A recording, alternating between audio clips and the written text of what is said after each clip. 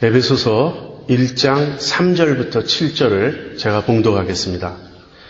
찬송하리로다. 하나님 곧 우리 주 예수 그리스도의 아버지께서 그리스도 안에서 하늘에 속한 모든 신령한 복으로 우리에게 복 주시되 곧 창세전에 그리스도 안에서 우리를 택하사 우리로 사랑 안에서 그 앞에 거룩하고 흠이 없게 하시려고 그 기쁘신 뜻대로 우리를 예정하사 예수 그리스도로 말미암아 자기 아들들이 되게 하셨으니 이는 그의 사랑하시는 자 안에서 우리에게 거저 주시는 바 그의 은혜의 영광을 찬미하게 하려는 것이라. 우리가 그리스도 안에서 그의 은혜의 풍성함을 따라 그의 피로 말미암아 구속 곧 죄 사함을 받았으니. 지금 저희는 에베소서를 묵상하고 있습니다. 왜 우리가 에베소서를 묵상해야 합니까? 두 가지 이유가 있습니다. 첫 번째는 사도 바울이 에베소서를 썼기 때문입니다. 바울은 사도입니다. 그리고 제가 이미 말씀드린 대로 사도는 그리스도의 전권 대사입니다. 다시 말해서 사도는 그리스도를 대표하는 자로서 사도의 말은 그리스도의 권위를 갖는다는 것입니다.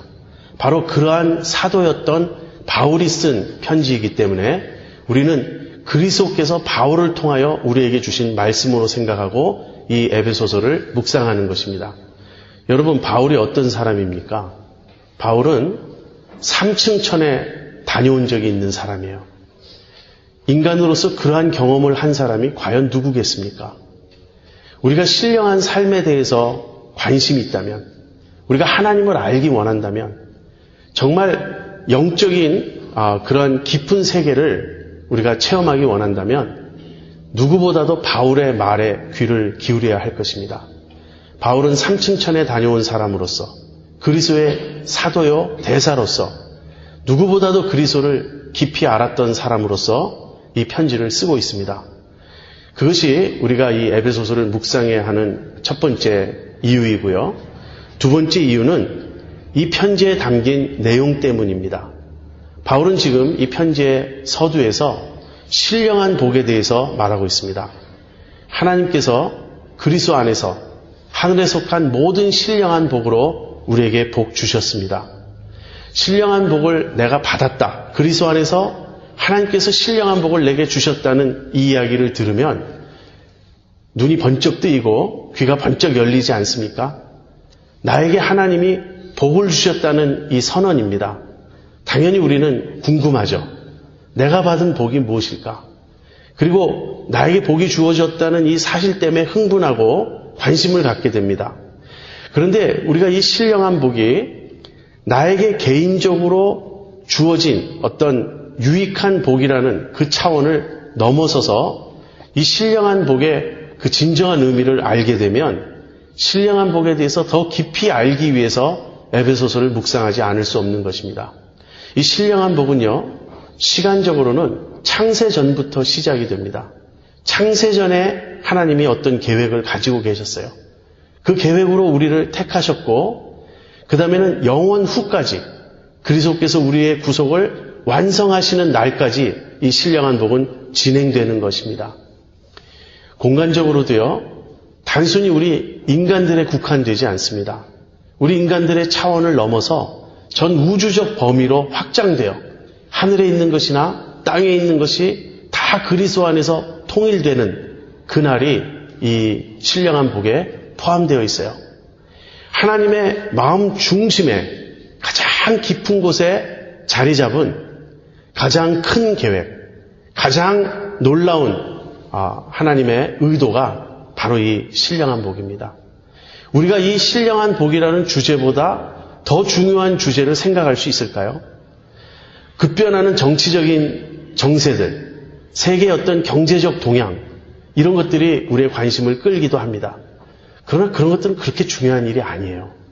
신령한 복, 하나님께서 그리스도 안에서 우리에게 베푸신 신령한 복보다 우리가 더 관심을 기울여야 할 주제는 없습니다. 이것이 가장 중심되는 진리이고 하나님의 마음에 담긴 가장 큰 뜻이에요. 어마어마한 주제입니다. 모든 것이 이 신령한 복 안에 다 포함되고 다 들어갑니다. 그래서 우리는 에베소서를 묵상해야 하는 것입니다. 이 신령한 복은 어떻게 이루어집니까? 세 단계에 걸쳐서 이루어집니다. 첫 번째 단계는 하나님의 계획이에요. 바울은 하나님께서 창세전에 그리스도 안에서 우리를 택하셨고 또 우리를 예정하사 하나님의 자녀가 되게 하셨다고 그렇게 말합니다. 이 택하심과 예정하심은 계획의 단계에 들어갑니다. 택하심은 제가 지난 주일에도 말씀드린 것처럼 근본적인 결정이에요. 하나님이 우리를 구원하시기로 근본적으로 결정하신 것이 바로 택하심입니다. 우리를 창세전에 하나님의 그 깊은 뜻 안에서 구원하시기로 결정하신 것, 그것이 택하심입니다. 그렇다면 예정하심은 무엇인가요? 우리의 구원을 어떻게 구체적으로 이루어 가실지에 대한 계획입니다. 하나님은 우리의 구원을 우리를 그분의 자녀 삼으심으로써 이루시기로 하셨어요.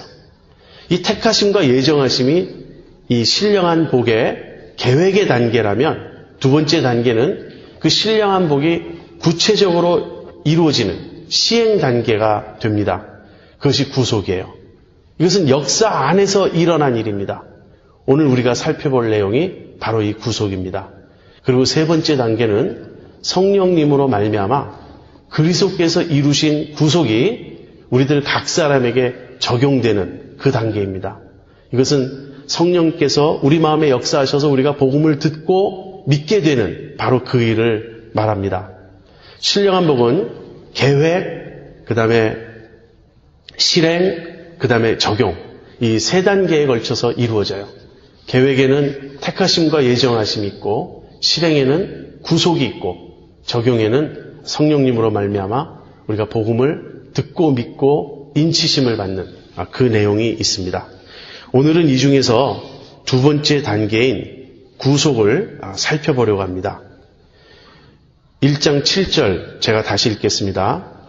우리가 그리스도 안에서 그의 은혜의 풍성함을 따라 그의 피로 말미암아 구속 곧 죄사함을 받았으니 하나님께서 우리를 택하시고 우리를 그분의 자녀 삼으시기로 예정하셨어요.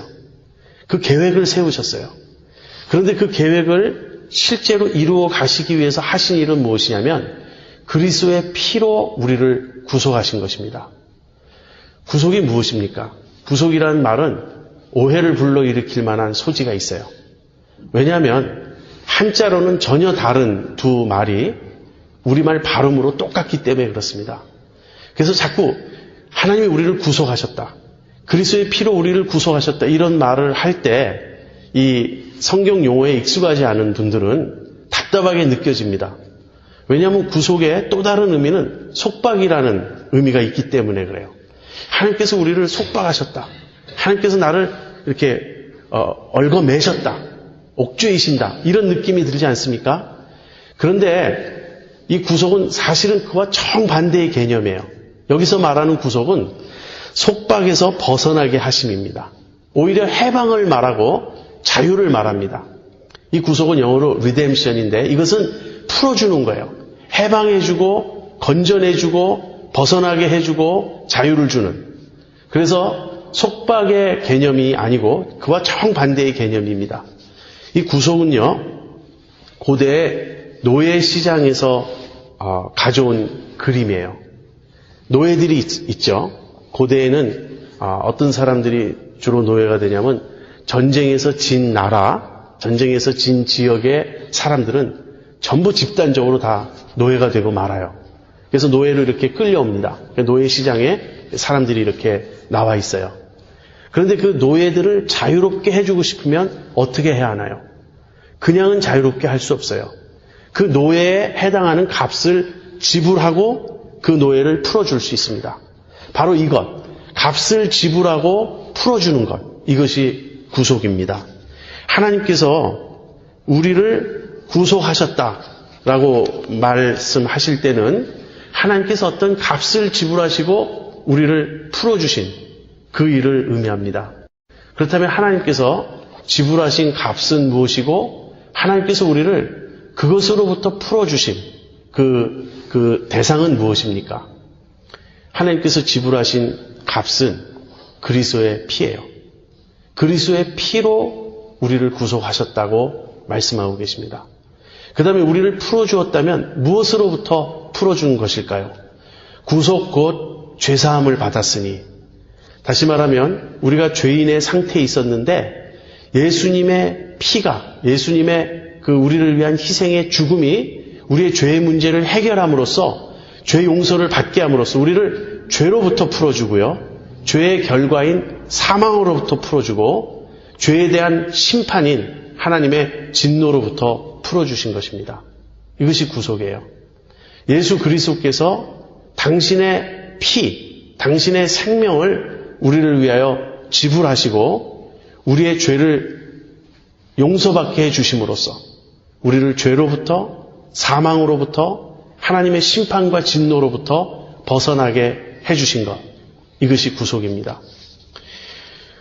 여러분, 피를 생각할 때, 그리스도의 피를 생각할 때 무엇이 떠오르십니까? 십자가를 바라볼 때 여러분은 무엇을 보십니까? 얼마 전에 멜 깁슨이라는 사람이 감독한 그리스도의 십자가라는 그 순환, Passion of the Christ라는 영화가 있었죠. 여러분 그 영화 보셨습니까? 이 영화는 지금까지 나온 기존의 종교 영화들과는 조금 다릅니다.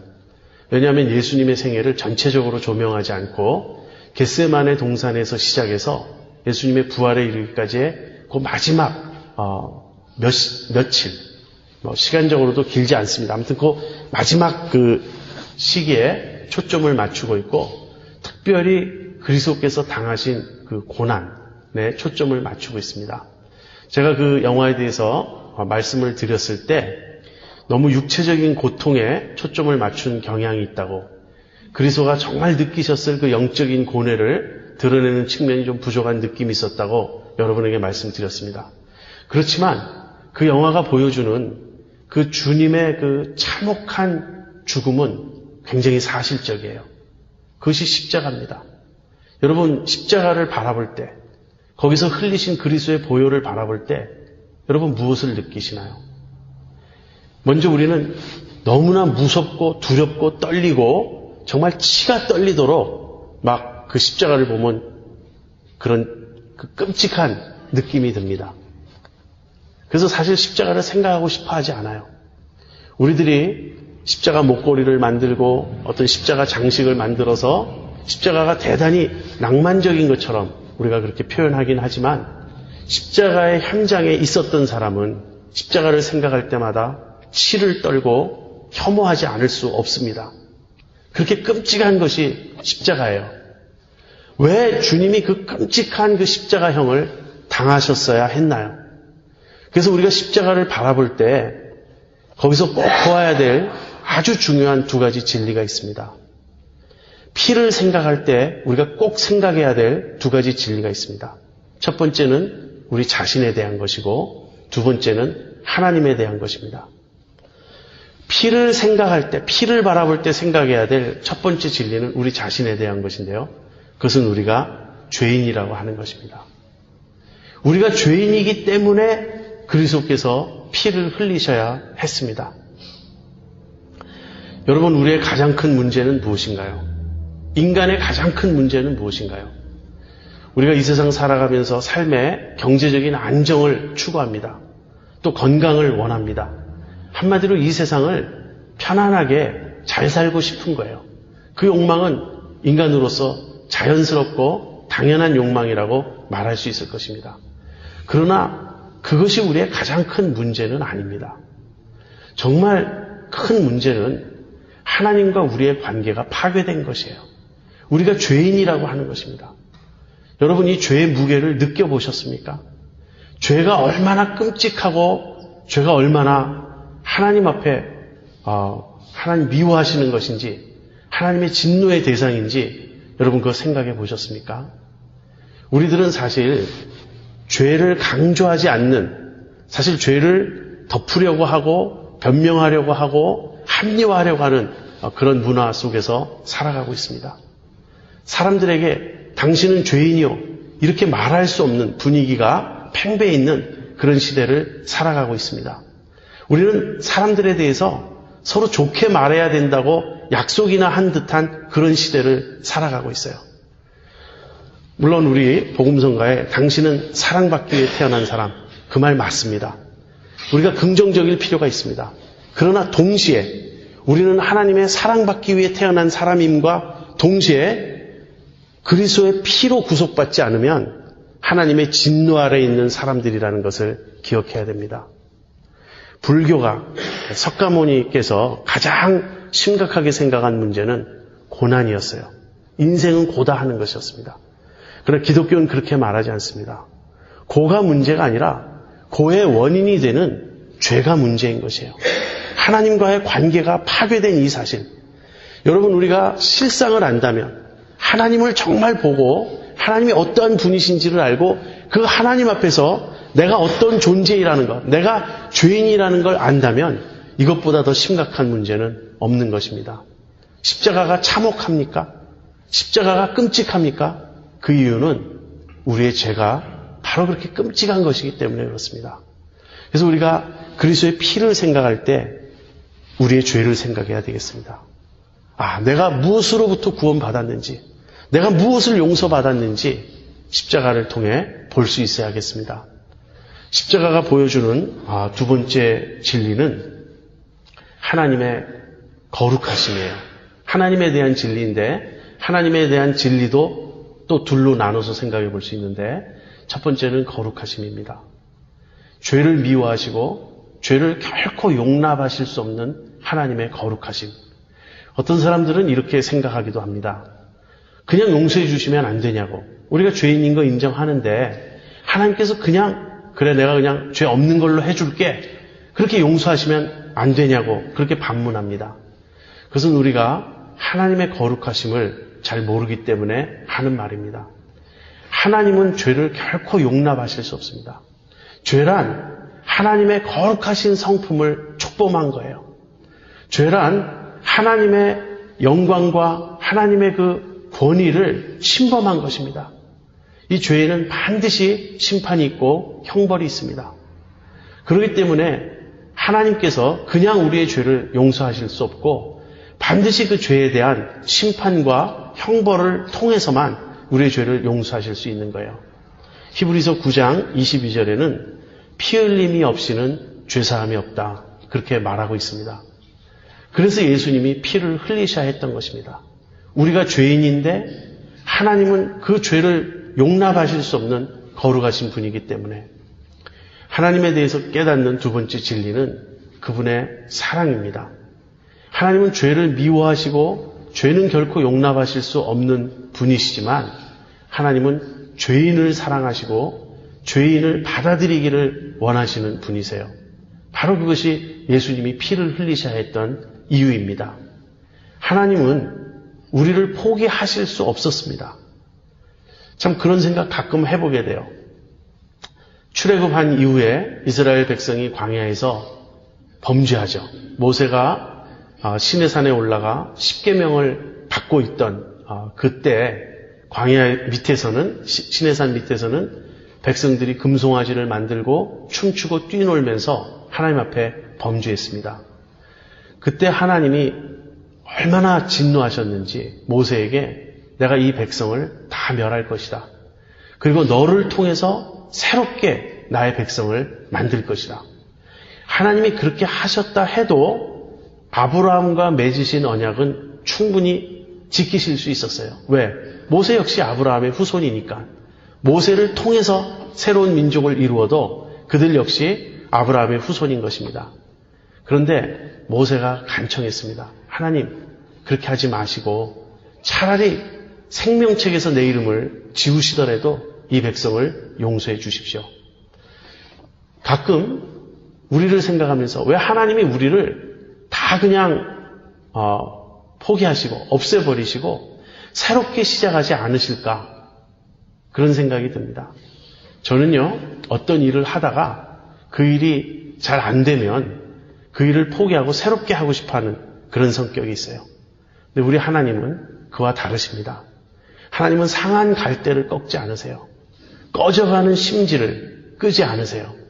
하나님은 우리를 없애고 새롭게 창조하시지 않고 죄인인 우리를 용서하시고 건지시고 구원하셔서 끝내 당신의 거룩한 백성을 만드시는 그러한 분이십니다. 이것이 하나님의 사랑이에요. 우리가 그리스도의 피를 볼 때, 그리스도의 십자가를 볼 때, 그리스도께서 그 피를 통하여 성취하신 구속을 생각할 때 이러한 내용들이 우리의 마음에 살아있어야 합니다.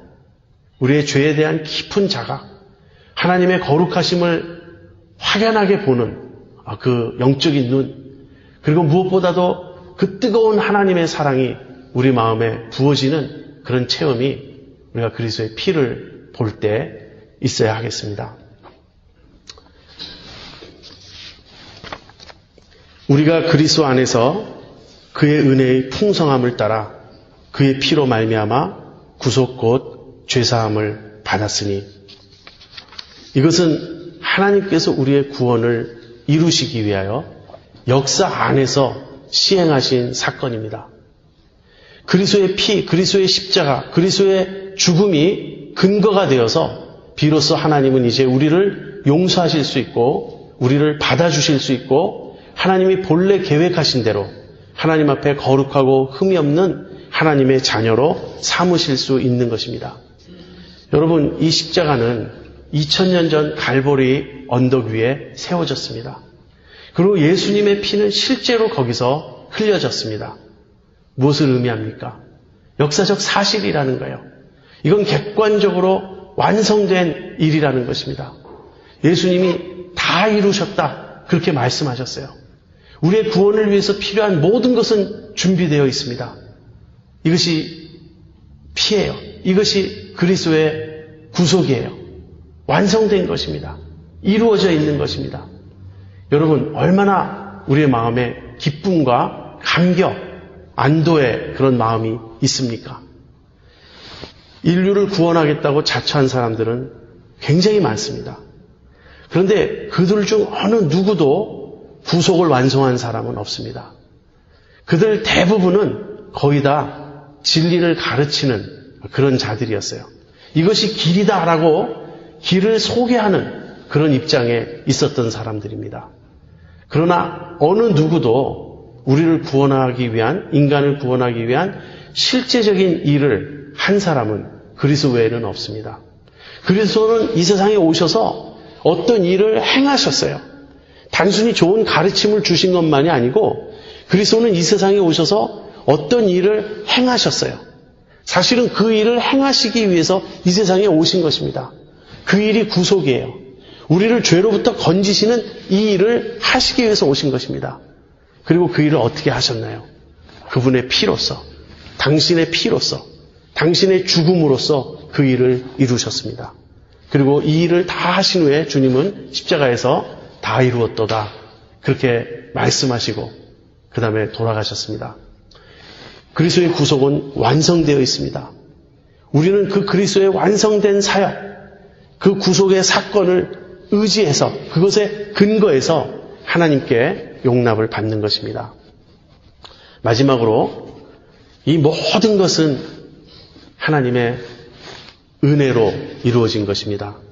우리가 그리스도 안에서 그의 은혜의 풍성함을 따라 그의 피로 말미암아 구속 곧 죄사함을 받았으니, 여러분, 이 신령한 복을 다른 말로 하면 은혜라고 말할 수 있어요. 이 모든 것은 출발부터 또 진행과 완성에 이르기까지 하나님의 은혜로 되어지는 일입니다.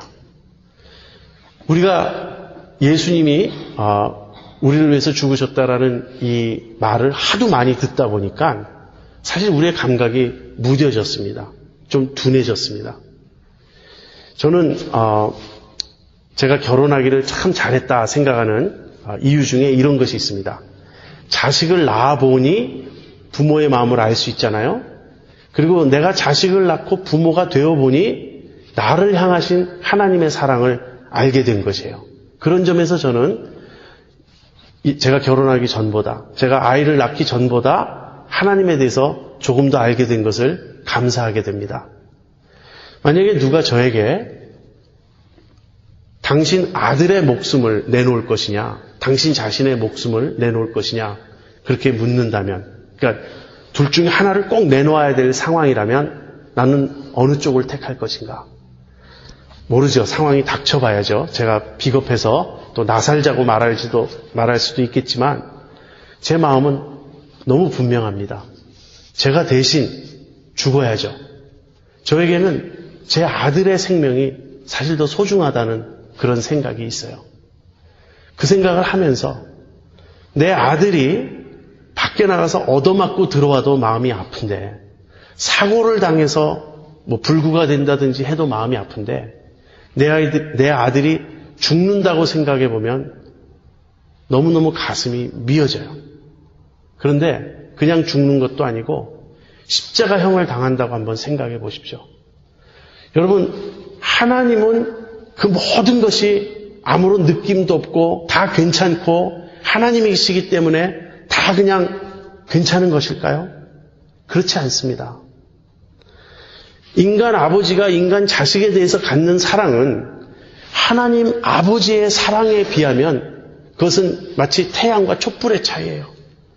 그렇게 크신 하나님의 사랑, 한 번도 하나님과 불일치된 적이 없는 온전한 아들 예수님, 그 예수님을 십자가에 죽기까지 내어놓으신 그 하나님의 마음을 여러분 이해하시겠습니까? 그 하나님의 사랑 아리, 그 하나님의 가슴 아리, 그 가슴 아픔을 우리가 왜 못 느낍니까? 그걸 알아야 됩니다. 그 은혜의 풍성함을 따라 하나님 우리를 사랑하신다고 성경에 말하지만 예수님 주시지 않았다면 우리가 어떻게 아나요?